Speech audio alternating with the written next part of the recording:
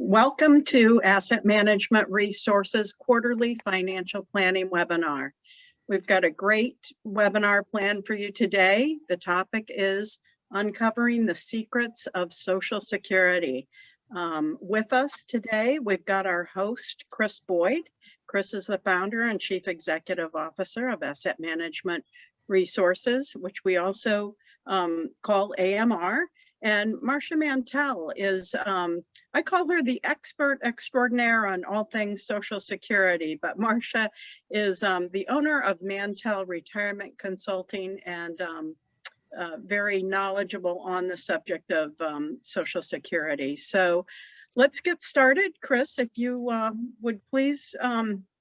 Thank you, Kathy. I'll take it from here and welcome everybody. Thank you for making the time to be here with us today.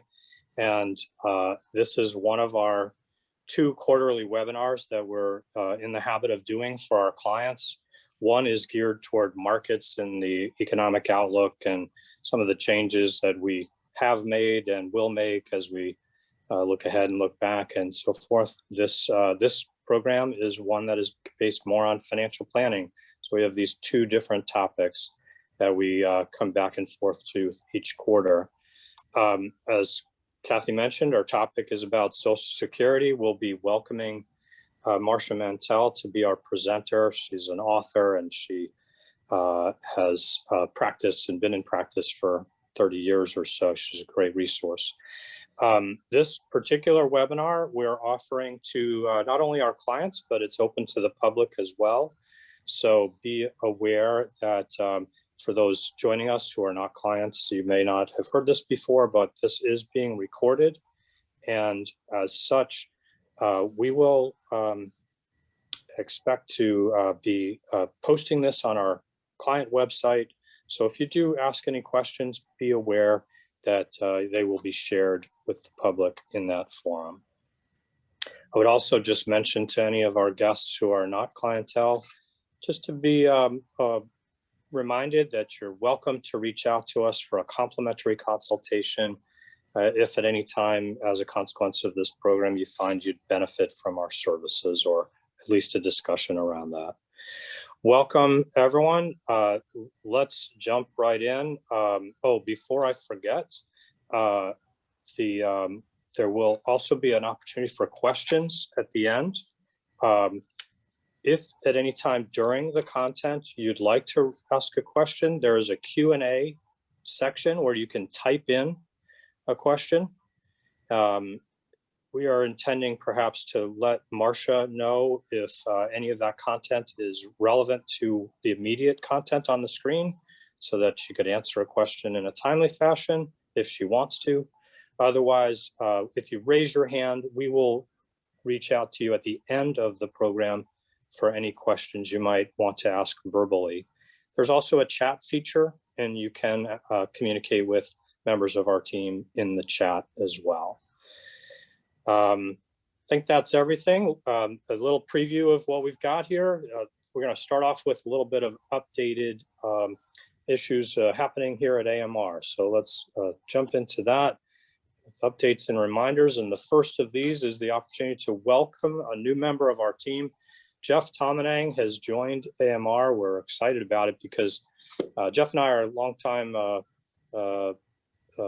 members of the Financial Planning Association, and we've been friends and colleagues for many years. So Jeff has 25 years of financial advisory experience. He's been in the business for quite a while, has just an abundance of certifications, about 12.5 professional certifications. He's a wealth of knowledge, and he will be a great resource to our clients.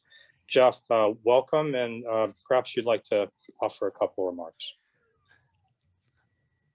Thanks, Chris. I am excited to be a part of the AMR team.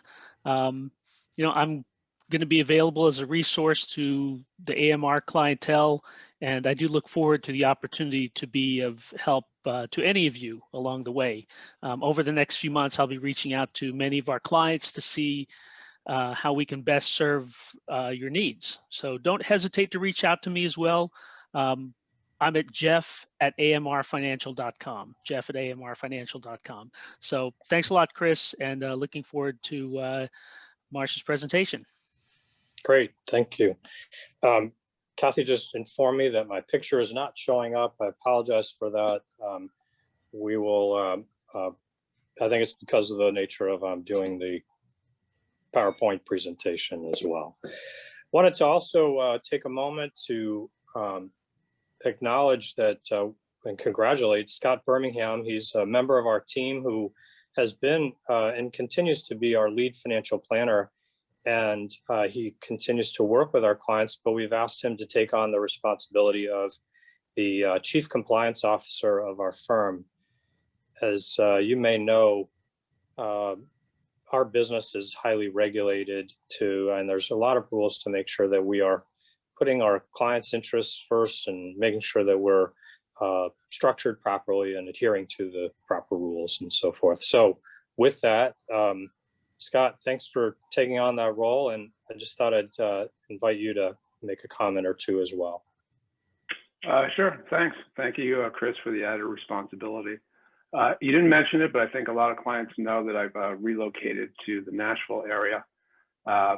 There's really no change to our Boston clients. I'll still be involved in all the financial planning matters concerning our Massachusetts clients. I'm available via phone, email, Zoom at any time. In addition, I'll be working to develop clients and relationships down here in the Nashville area. So if you have any family or relatives down here, feel free to mention AMR to them. Thanks. That was what I was going to mention next, and I should have mentioned it right away, but that brings us to our next topic. And that is that we do have a presence in Nashville with Scott now being located there. While we're in time of COVID, we're primarily meeting with people virtually anyway, so it's not much of a change in how we've been handling things over the last year. But in time, Scott will continue to be a resource to us in the financial planning work, but he will also be developing a presence with our client, additional clientele in that region. So do spread the word, let others know if you have any friends or family in that area. We still have Mike Perna in Dedham, and we have recently opened the Boston office. It doesn't change that we still have a Hyannis presence and we'll continue to have that presence. But Brian Regan, our firm's Chief Investment Officer, will be located in our Boston office routinely, and then other members of the team will periodically hold meetings there as well. So if you would find it more convenient to connect through Boston, or again, if you have other friends and family that would like to refer, we'd be happy to meet with them in any of our locations. And thank you for keeping that in mind. We have some contact information up, and if you need any of that, just it's available on our website as well. Couple of housekeeping things. Questions from clients have come up. It's that time of year, tax time. TD Ameritrade has provided 1099s being posted or sent out by mail. If you have not received your 1099s, mail has been somewhat slow, as we know, but it is likely available for download off of your advisor client portal. So if you don't have easy access to that, you can always reach out to us at our office. And for those of you who are clients who may be snowbirds who've gone south for the winter and maybe preparing to connect with your tax advisor locally in Massachusetts, we're happy to help you with that. Just let us know if you need us to provide you those tax documents sent either to you securely or to your tax professional. Keep in mind that before you file your tax return, it is common for 1099s to be revised. And I would urge you to delay as much as possible actually filing your tax return so that you're sure you have the latest and most up-to-date 1099. Again, best place to keep track of that is through your web portal through TD Ameritrade. Last comment, I think, that I wanted to make sure we talk about is about required minimum distributions. Last year, we didn't have to do required distributions, but this year we do. 2021, they've been reinstated. That being said, I will mention, I don't think it's been anything I've heard about as part of the upcoming legislation that is proposed for stimulus, but it may be worth keeping in mind to check to see if that has any feature like we did last year. But in any event, it's something that you want to remember, that if you have an IRA and you are older than 72, or you were required to start receiving distributions prior to January 1st of 2020, and in the form of RMDs or even as a beneficiary IRA, you very likely have to take a distribution this year. Now, for beneficiary IRAs, the rules changed after the beginning of 2020. If you inherited that IRA during 2020 or subsequently, you have a 10-year window, not a lifetime of required distributions. Who does this affect? It really is anybody who has a retirement plan, an inherited IRA, or who has been doing early withdrawals in the form of 72T penalty-free withdrawals prior to 59 and a half. You can take distributions annually, monthly, however you like. Just if it's something you're a client, let us know your preferences. We can make sure we address that. Our current clientele who take monthly distributions to meet your required minimum distributions, they have been adjusted for this year's figures and requirements. It is worth pointing out as well that 2021, there is an updated uniform table. And although it's not a huge difference, it does reduce slightly the percentage of how much you have to take out in a given year. Again, these details are provided on the TD Ameritrade Advisor Client.com portal, the client portal. So if you care to see your numbers, they're posted there as well. Again, we can be of help if you have any questions. So let us know your preferences, if it's something you want to take annually or monthly, or if you want taxes withheld and how much from state and local or federal and state. With that, I'm going to take this opportunity to stop sharing my video and invite Marcia Mantell to take the controls. Again, Marcia is a great resource. We had her on our radio show a couple of weeks ago. She did a great job, tons of questions. The conversation flew by because there was so much to talk about. Social Security is one of these topics that is so vital, of a foundational decision for people in their financial planning. We prefer to talk about it in the context of a financial plan. But we thought it'd be worthwhile to have someone like Marcia come and set the stage, give some explanation about some of the questions people have, and maybe demystify some of the myths. So Marcia is an author on the topic, and she has a blog that's fabulous. Marcia, let me just pass the baton to you, and we'll make sure we mention all those locations throughout the talk, or the resources people can gather later on. So thank you for being here. Oh, well, thank you for inviting me, Chris, Kathy, and team. I am really delighted to get to share some of these, crazy things about Social Security with everyone today. So let me just make sure, I'm going to confirm you guys can see the screen okay? We can, looks fine. Excellent. So let's jump in. And Chris, thank you for the background and the info. And, Social Security is, for many people, one of their largest sources of income. And for women, it becomes an incredibly important piece of their equation in their older years. So what I thought we'd do today is cover Social Security, high level, some of the basics, some of the secrets, in 4 topics. So first, how much do you really know? We'll cover a few pointers there. Then we're going to talk about how your actual insurance benefit is calculated, how you claim, And then how do you plan for surprises? Because inevitably, there are surprises when it comes to everyone's Social Security benefits and claiming. So everybody thinks they know Social Security, and they know some interesting things. No, I'll put in quotes here. They know that it's going bankrupt. They know that it's, going to run out any minute now. And I just want to dispel all those myths and start with, what's it even for?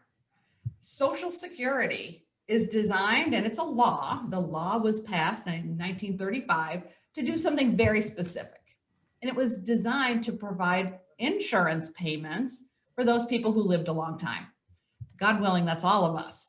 So it's an insurance program specifically for our retirement years. And the calculations and the approach and the way the actuaries think about the program itself is they're trying to establish a fairness for all.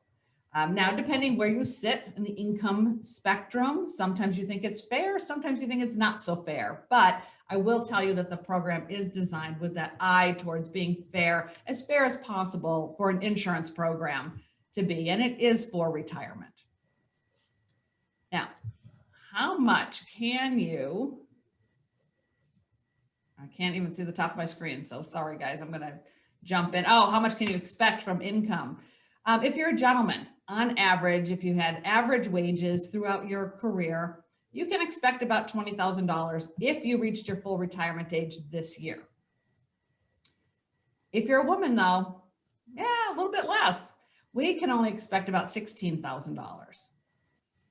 So it's a little disappointing for most people when they see these numbers. It's like, but wait, I've been working for like 100 years and I should get a lot more than that. Let me go back to remind you, this is an insurance amount that you're getting. It's a calculated benefit. And it's based on lots of things, but a lot of it is your earnings. And for women, we do tend to pop in and out of the workforce from time to time to meet other family needs. And that's part of why we have a situation where we don't get as much as the guys. But overall, if you're a high earning person, meaning you've hit the taxable wage base or higher every year of your career, the maximum you're going to get this year is just over $3,000 a month. So there's a cap. There's a cap to the amount of FICA taxes we pay in. There's a cap to the benefit amount we can get out. And that's the number for this year, about $3,000. Won't make you a millionaire, but it's a great foundation. The big question that I get, and I think Chris, you and everyone working on the team probably hears often is, is it going bankrupt? Is Social Security going to be here for me? Well, I want to say emphatically that yes, Social Security will be there for you. It is not going bankrupt. In fact, we have to remember, and this is why it's important to know how the program works, we've got to remember that it's the current workers today who are paying their FICA taxes and their employers matching that amount, 6.2% this year. That all pays into the system, into the Social Security insurance checkbook, as I like to call it. So there's money going in every pay period into Social Security so that the current retirees can get a benefit. So my dad's loving this at this point. He's 82. He thinks it's great that his 3 kids are working, paying into Social Security, and his check arrives every month. That's how it's designed. It's what it's designed to do, that we pay in while we're working. We earn credits so that we get a benefit when we're in our retirement years. The program is not going bankrupt. Importantly also, when you claim really determines and it becomes part of the balance. Chris, I like that you talked about you do this within the overall financial plan. Making your Social Security decision is not something you do in an isolated situation. You do need to look at your overall financial arrangement at home in your personal household. And to give you an example to see how different claiming ages can matter, if you had essential expenses of $4,000 that you need every month, well, you're going to have to create that income, partly from Social Security and partly from your own portfolio. So depending when you claim Social Security determines how much you take out of the portfolio. There is kind of an order to this. So if you claim at a full retirement age of 67, and let's say you get $1,800 a month, but you need $4,000 a month, that additional $2,200 needs to come from somewhere. It comes from your portfolio. Now, if you can wait until age 70, which is the oldest age you want to wait to, you don't want to wait till after 70 to claim, you leave money on the table. But if you want to wait till 70, that's your maximum benefit. And in this case, it'd be just over $2,200. And then your portfolio draw only needs to be about $1,800. So you're looking for this balance between the two. But what everybody seems to know is that age 62 is when they can go in. I call that the grab and go age. You go in at 62, you're going to grab the benefit because it's yours for the taking. But there's a consequence to that. And that is you get a permanent reduction. So in this example, you'd only be getting over $1,200 a month, and you've got to draw a lot more out of your portfolio. And it's significant. The differences between 62 and 70 are real. They're permanent decisions that you're making, and they impact how much income is coming from Social Security, and therefore how much you need to play with your portfolio to deliver the balance amount of the income you need to live the life you want to live in retirement. So there is a lot to Social Security. It's an insurance program for retirement, and there's a decision that you make, each person makes, that they need to live with for a really long time. You make a decision in your early to mid 60s that will affect you in your 90s. So remember, you're looking at a 30-year time horizon here. All right, since it's an insurance benefit, let's see how Social Security is calculated. And there are a couple of key factors that each of us needs to know. The first is that Social Security is going to base our benefits on, first and foremost, our full retirement age. This is the age Social Security deems each of us to be retired. Now, you can still be working. That part doesn't matter yet. But there's an age, and it's a month and a year, a very specific month and year, when you reach the age Social Security says you are retired. You're deemed retired. It is not 65 anymore. So you see the chart here. It depends on the year you're born. So if you're born in 1957, for example, your full retirement age is 66 and 6 months. It's not 66 and it's not 67. It really is the month and year when you reach 66 and 6 months.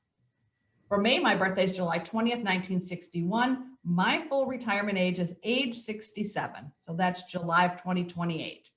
So it's a very specific point in time determined by this table. So just know that this is the situation. Know your full retirement age. And the only exception is if your birthday is on January 1st, any New Year's babies, you get the year prior. So if you're born January 1st, 1960, your full retirement age is actually 66 and 10 months, as if you were born in 1959. Now, there are 3 other important numbers to know when it comes to your benefit calculation. The first is this idea of 40 quarters or 40 credits. Each person, to be independently eligible for their own Social Security benefit, needed to work and pay FICA taxes for 40 quarters or more. It translates to 10 years today. If you work and earned a certain amount of money, $1,470, you get 1 credit for that year. If you earn $1,470 in 2 quarters or all in January, earn about $5,000 in the year, you get all 4 credits. You can earn 4 credits per year up to your 40 credits. The second number to know is really an idea. It's a wage index. So Social Security is going to look over a very long period of our work history, but not all dollars are equal. We've had inflation rising over decades of work earnings. So Social Security will apply what they call an earnings index, a wage or an earnings index, to all of your wage history to bring everything up to par with about age 60. So we want all the dollars to be on about the same even scale. And that's what's happening, that this wage index raises all of our old income from 1979 when I made $125 working at McDonald's. That all gets adjusted. And the other big number to know is 35 years. Social Security will look over for all of us, our entire career, and they're going to use the highest 35 years of wage indexed earnings to put into our calculation. So first you have to earn your 40 quarters, then all of your history, your wage history is indexed, and the highest 35 years are applied. Now, for some people, their highest 35 years of earnings includes zeros. So again, if you're an at-home mom, for example, and you took 15 years out, you might only have 20 years of dollars, and then you've got 15 years of zeros in your equation. The other thing to know is these are not consecutive years. You could have worked for 10 years, taken 10 years out, and then worked another 25. That's great. It's just overall, from the time you started working until the time you retire, do you have 35 years of earnings? If not, zeros are in the equation. The first step to the calculation is that you have this AIME, the average index monthly earnings, calculated, which we just talked about. That's your 35 years of adjusted wage earnings. And then AIME goes into, I just call it the hopper. It goes into the calculator, and your insurance benefit is calculated. And it's basically, there's just a simple formula of breaking that AIME into multiple tiers and adding up how much is really your insurance benefit. This is the number you see on your statement that says either your benefit at full retirement age or your estimated benefit when you reach age 67. That's a calculated number based on your own earnings history, and then calculated and created into an insurance benefit. So that's how we get to that highest number, is around $3,000 this year. Now, you can claim at various times, right? And again, everyone seems to know they can claim at 62. But if your full retirement age is 66 and you claim at 62, you're going to take a 25% permanently reduced monthly income amount. So you have to think pretty seriously about that. If you're going to take a 25, or in my case, age 67, a 30% permanent reduction in monthly income.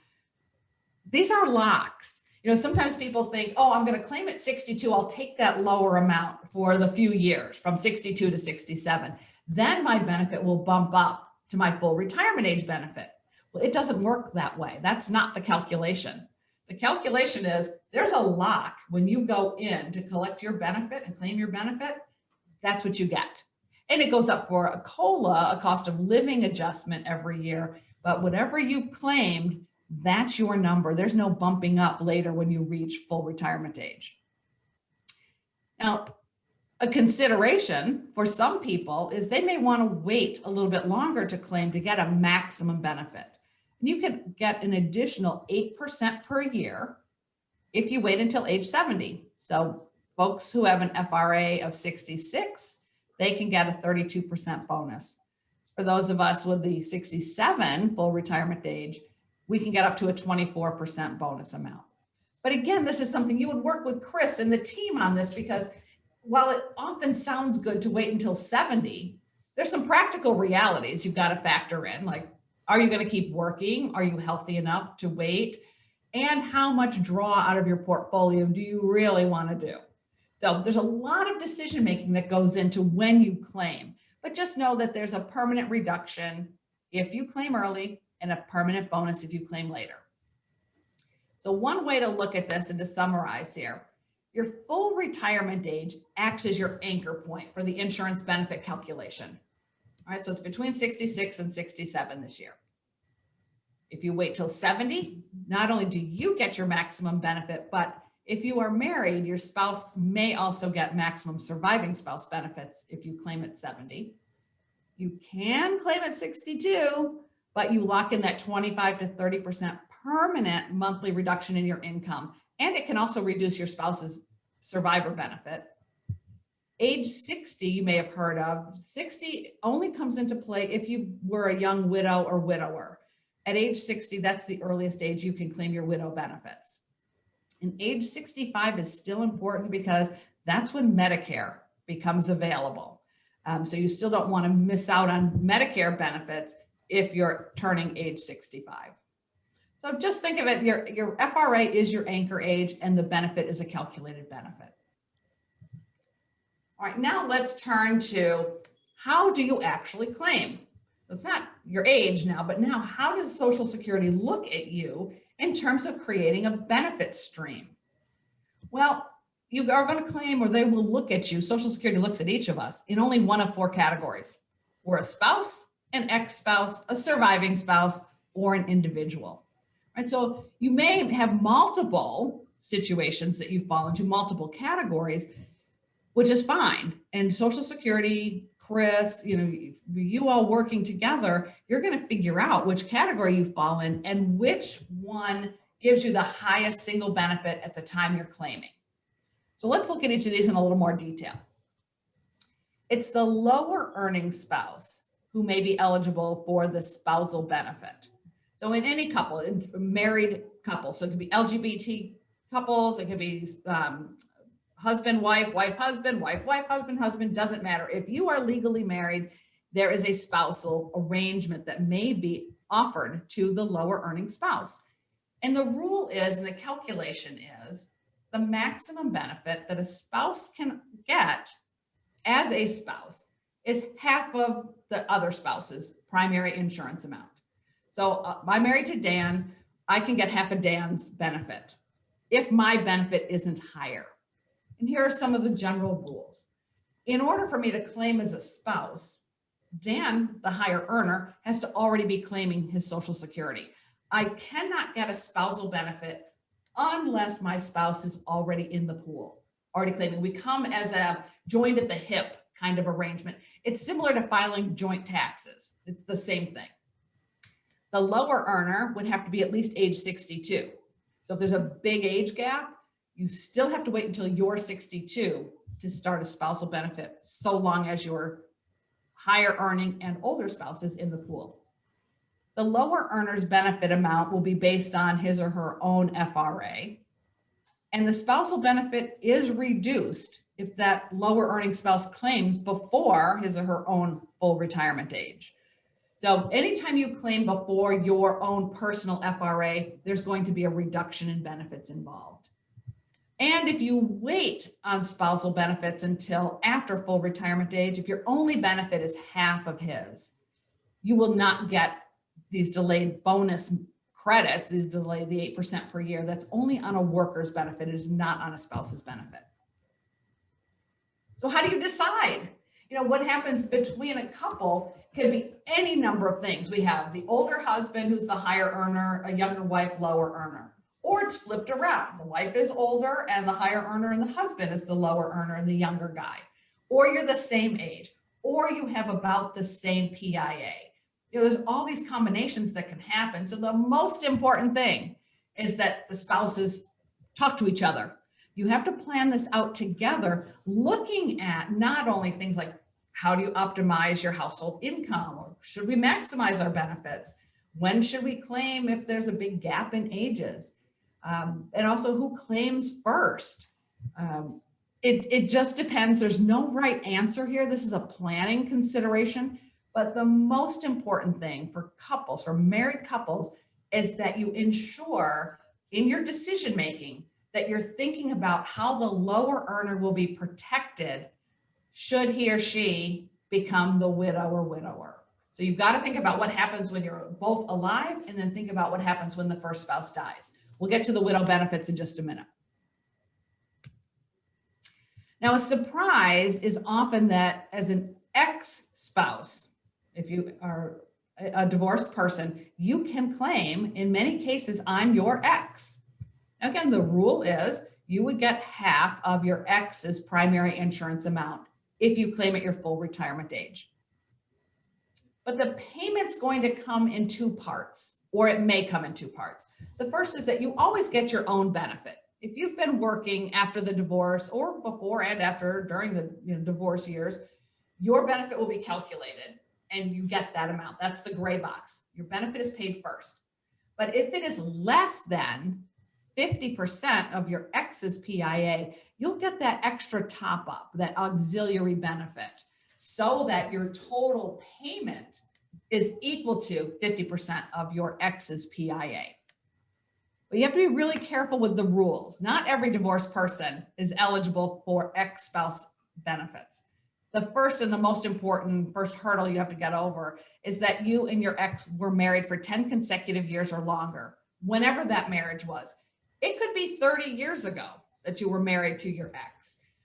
So long as the marriage was 10 years or longer, though, you are still considered under Social Security rules as an ex-spouse and probably a qualifying ex-spouse. The next rule is that you need to be divorced for 2 years or longer, or your ex is already claiming. This is more for the older couples who get divorced later. You have not remarried, doesn't matter what your ex is doing, but both you and your ex each have to be at least age 62. So if you're the older spouse in the relationship, you have to wait for the younger one to turn 62. And then the last piece is the amount you would receive, either the additional top up or the full benefit, has to be more than what you receive on your own benefit. So both exes aren't eligible, only the lower earning ex, and then only sometimes. But absolutely worthwhile for you to talk to Social Security about, talk to Chris about, especially if it's a long time ago marriage. You may qualify for more money, more monthly income by claiming on an ex. So consider that if that's part of your life journey. Now, importantly, there is no coordination between the exes. All right, you do not call your ex and ask permission. Your ex cannot grant you permission nor deny you this benefit. This is a calculated insurance benefit for you. So there's just no conversation. This is a confidential conversation between you and the SSA. You do need to have some proof documents, though. You need to prove that you did have the marriage, that it did last for 10 consecutive years or longer, the divorce decree, and that sort of thing.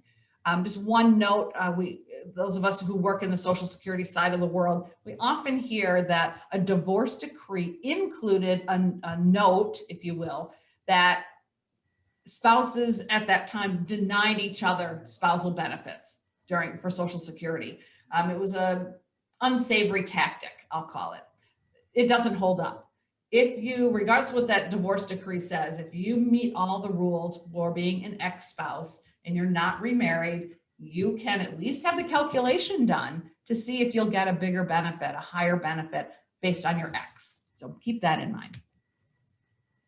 And again, for you, you're a combination of you're divorced, but you're single as well. So you need to maximize your benefit. Make sure you know and understand the implications if you claim early, or if you can wait and claim a little bit later.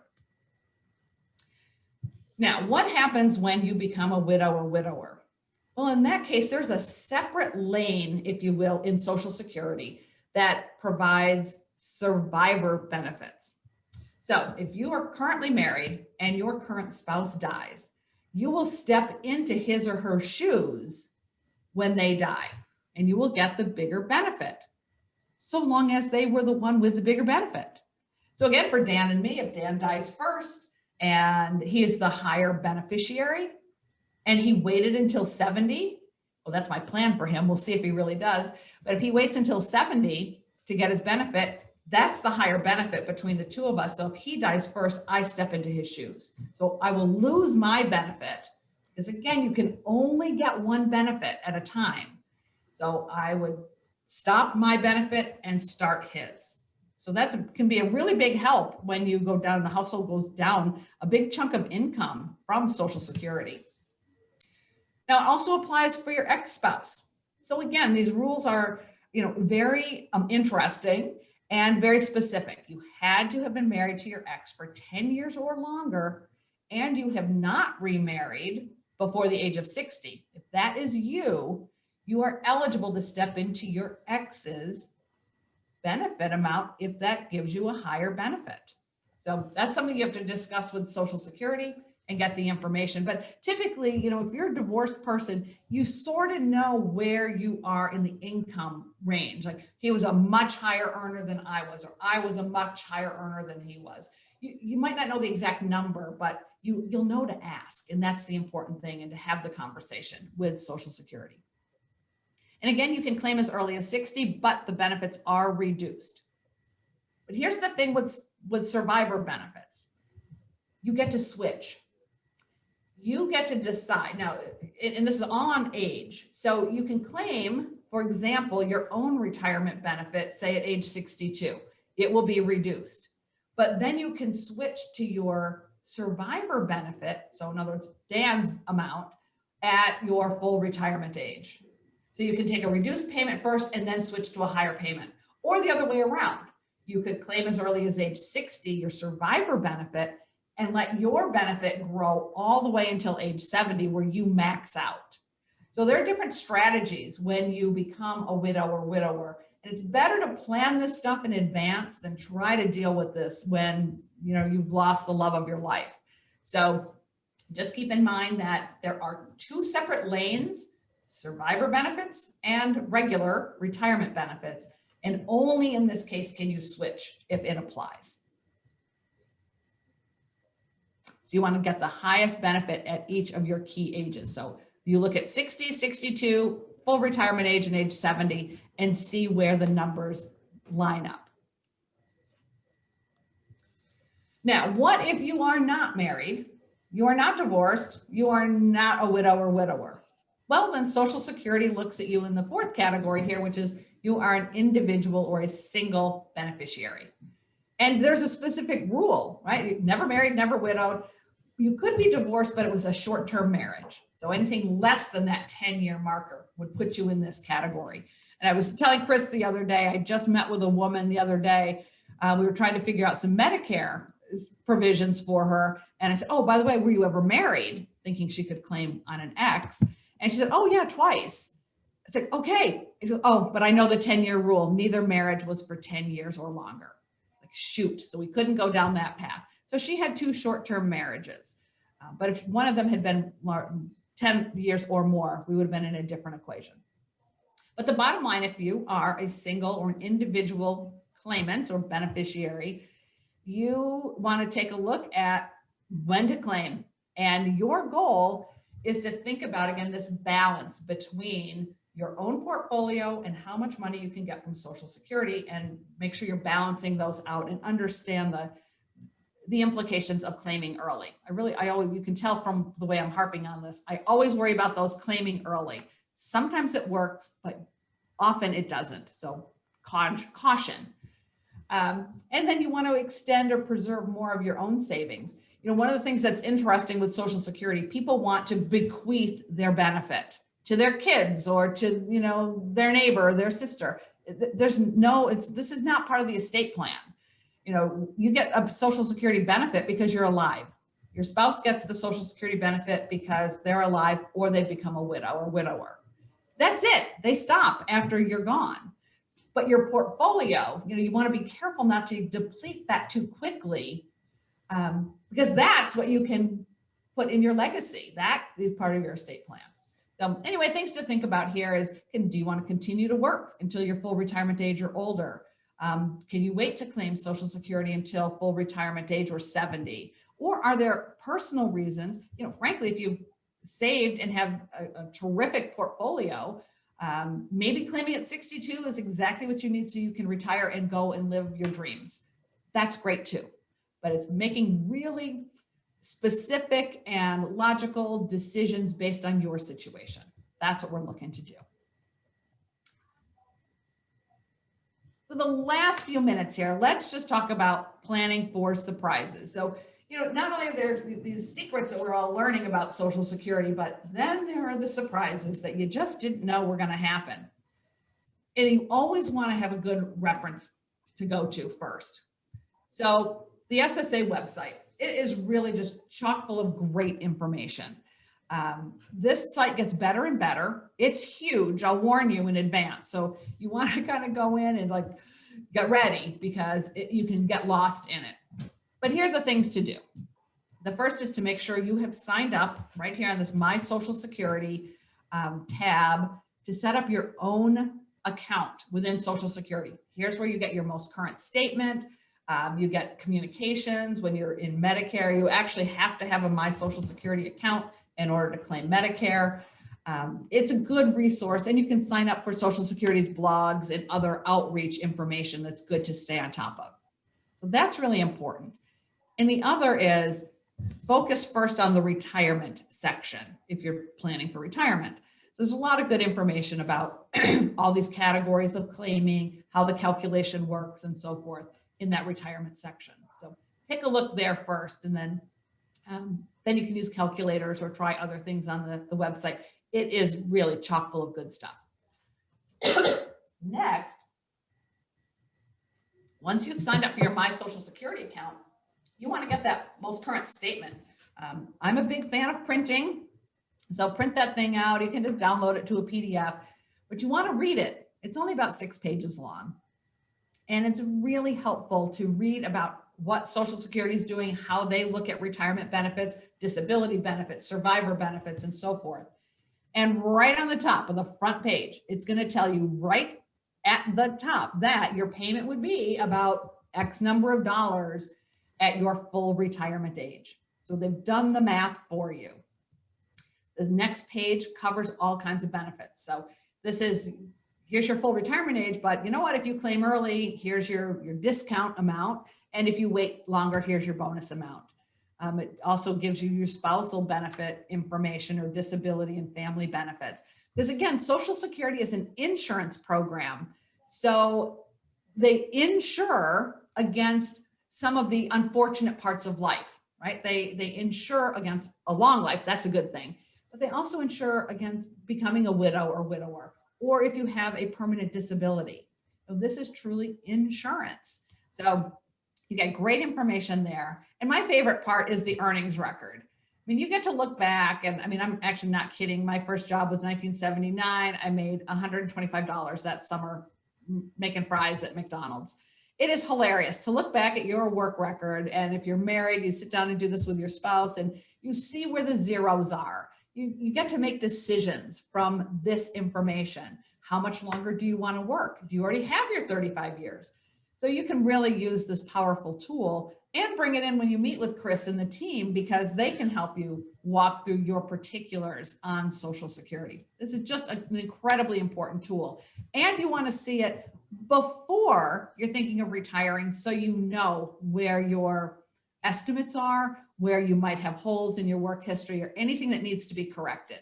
Do it in advance. It's a really good idea. Chris was nice enough to mention I've been writing a blog for, it turns out, the last 10 years. It's called Boomer Retirement Briefs. As a baby boomer, I love all of us boomers, or really anyone 50 and older. I've got 2 millennial kids, different story there. But Boomer Retirement Briefs has a section on Social Security. So just a variety of topics that I've written about. So there are some worksheets. I have a little scavenger hunt out there for you to learn the website, ssa.gov, and just try to make it a little more fun than the topic that it can be from time to time. So let's leave with this before we open for Q&A. Learn your way around SSA. That's probably the most important thing you can do about your own benefit, as well as setting up your own account at My Social Security. And then bring that statement in when you talk with Chris or the team at AMR. You know, they're going to help incorporate decision-making into the financial planning piece. And that is just so important. You just want to be so knowledgeable going into the retirement years, because it really could be an incredible journey of 30 years or more. Let's all hope we get 30 years in retirement, right? So with that, thank you so much for inviting me. Chris, that ends my remarks. If we want to open up for questions. That's a great foundation, Marcia. Thank you so much. And I expect we'll have some questions, and I want to invite everyone who is interested to take the opportunity now. You can either raise your hand if you want to ask a question verbally. You can also use the Q&A section or the chat section, and we'll be on the lookout for content in each of those.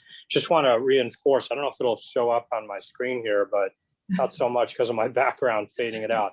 But Marcia has a great book you may want to check out. It's called What's the Deal With? And she has a series of books with What's the Deal With? Social Security for Women is this topic, and very worthwhile for people who may want to learn some of these secrets and details in depth. I guess they're not really secrets, are they? It's just taking the time. So Marcia, I thought while we're waiting for anyone who may want to ask a question, one thing that occurred to me, I was wondering, and I was interested in having you maybe speak to, you mentioned your plan for Dan, but what if Dan starts at 70, but you start at 62? Now you have a discounted benefit. Does that have any consequence on your benefits later on, where you end up having to have a discounted survivor benefit, or does it not impact that? That's an excellent question. So a couple of things, and I love that, and Dan knows I pick on him just lest anyone be concerned about my poor husband. If Dan is waiting till 70, so in our case, we happen to be the same age. I am much younger though, it's 7 months younger. So we have an age situation going. So if I wanted to claim at 62, I could, but only my own benefit. So I would take a big reduction in my own benefit. And then I would get a spousal top up when Dan turned 70. So I would go, what is that, 8 years with just a reduced benefit from my work years and nothing as a spouse yet. Dan has to be claiming before I can get my spousal benefit.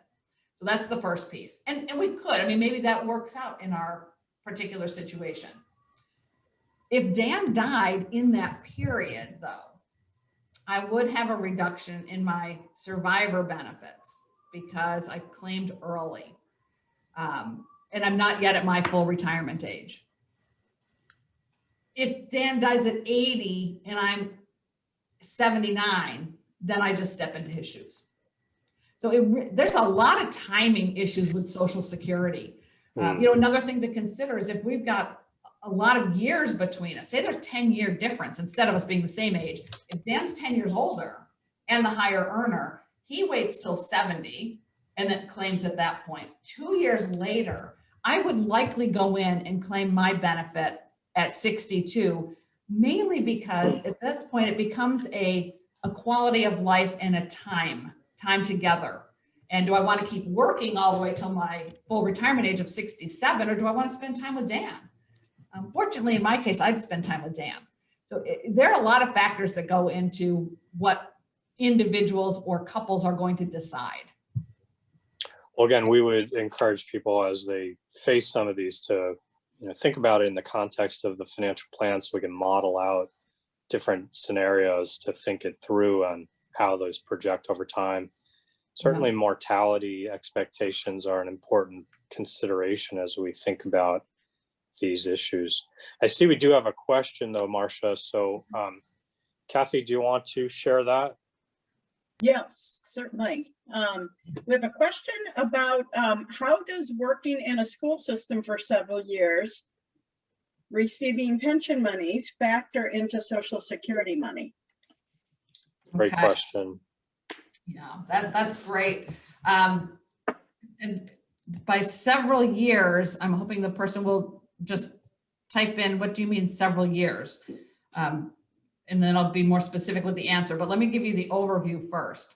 What this question is talking about in Massachusetts and another 15 states across the nation is some school systems, public school systems, have chosen to continue to support and fund their pension in lieu of supporting Social Security. So in Social Security world, we call these uncovered wages or an uncovered employer. You're not being covered by Social Security. So what happens is there's an offset that if you're a career school teacher in Massachusetts, you do not get any Social Security, but you might be married to someone who does get Social Security. So you could get a spousal benefit, but it will be significantly reduced because you're getting a pension. You cannot double dip is the general idea here. You can't get a state government pension and Social Security, even if you would otherwise qualify as a spouse. There's a gigantic reduction. And for career school teachers, I don't know what the number is, but say it's $3,500 a year that they're getting in their pension. Well, 2/3 of that is the formula is that 2/3 of that will be reducing their spousal benefit. It nets out to zero is where I'm going with this. So they will not get any spousal benefits. And if they become the surviving spouse, they may not get any spousal benefits either, because they are survivor spouse benefits, because their pension is the first order payment. You get your full pension and then only a little remainder of Social Security if the pension is small enough. So there's Marcia, this is a circumstance where someone probably is contributing both to Social Security for most of their working time. In this case, 7 years of school experience, and therefore perhaps not participating in Social Security in that period of time. And in just a few years. Yeah. So this is a part of these coordination rules called substantial earnings years, covered earnings years. So in that case, let's say this person has 30 years of covered earnings in Social Security and then 7 years with the teacher's pension. They're not going to have a reduction in their Social Security benefits or their spousal benefits. They've worked 30 years and contributed 30 years to Social Security. So it's like they really were a full-time covered employee. The more interesting thing, I think in this case, when you only have a few years in a school system, are you even eligible for the pension? If you are, what is it, like 10 years or something before there's a eligibility? I'm not sure, but I think it's somewhere around there. Yeah, every state's different and it changes, but actually your colleague now in Nashville and in Tennessee, Tennessee is very different. Tennessee teachers, I think I have this right. If it's not, yeah, I'm pretty sure Tennessee, I looked at this a few weeks ago. They pay into Social Security and get a pension. And most states are like that, but the pension's much smaller. So their calculated pensions are not meant to replace, you know, X percent, or say 85% of their income. Maybe it's designed to replace, I don't know, 50%. So all these things work together to provide an insurance benefit of some modest amount of a safety net of income in retirement. So I think to, go back to that particular question, the key point ultimately is, will it create a pension benefit from the public service, the public sector? Will that end up being a pension benefit or not? If it's prior to the pension, it won't necessarily interfere with the Social Security benefits. If there is a pension and it's for a limited time, it may be relatively modest, and there would be a government offset. Is that the right phrase for that? The government pension offset on their spousal benefits, but so what's the has 30 years? Well, the windfall elimination provision then in this case? Right. So and because they likely have many years of substantial earnings, it will not affect their Social Security by much. Now, if it's only 15 years of covered earnings, then you've got 20 years of zeros in the calculation, and then you'll have a little offset by the pension. So I love this question because it illustrates so clearly how everyone's actual numbers are going to be so different. It just depends. Ultimately the question is coming back, should I be trying to get my 10 years of eligibility, or try to become pension eligible or not? And I think that becomes a question of, maybe we should be modeling that out again in the specifics. That goes into the overall plan, and it depends. And so think of all the factors we'd have to know. Are you married or single? Are you a qualifying divorced person? Are you a widow or widower? So what are all these choices you might have that we need the landscape? How much have you already saved? And then a favorite one of mine, and we shouldn't short shrift this one, but it's, how will you feel? Like, will you feel better if you qualify for the minimum teacher's pension? You might feel better, and it's only 3 years away. On the other hand, you may be just sick and tired after this year of COVID and Zoom class, like, I'm done. So that is absolutely a planning discussion and looking at the different scenarios. Okay, but I think in this case, we can certainly talk specifically with the client, but the probability seems like it might be better to have the full Social Security benefit, and is my impression at this stage. Yeah. Not So- knowing how many years of covered earnings, but yeah, assuming it's 30 years or more of covered earnings, Yeah, that's going to be the better benefit relative to a smaller, because you're not a 35-year career teacher. So if we're talking about a 35-year career teacher, their benefits tend to be higher than Social Security. So Marcia, So, here's, yeah. oh, Please go I'm ahead. sorry. Here's another question for you. Say that you're 62 years old and you're still working, and you plan to work for, maybe another 10 years or whatnot, but you're 62 years old, so you're now eligible for Social Security. Can you take Social Security even though you're earning income from your employer or from your business? Yep, love this. Since you are 62, you are in fact eligible now. That birthday, that 62nd birthday, open the doors, open the gates to Social Security, and you can work and collect Social Security. However, there are a couple of things going on when you're young, a young 62-year-old. The first is if you claimed at 62, you would take that 25 to 30% permanent reduction in your monthly pay.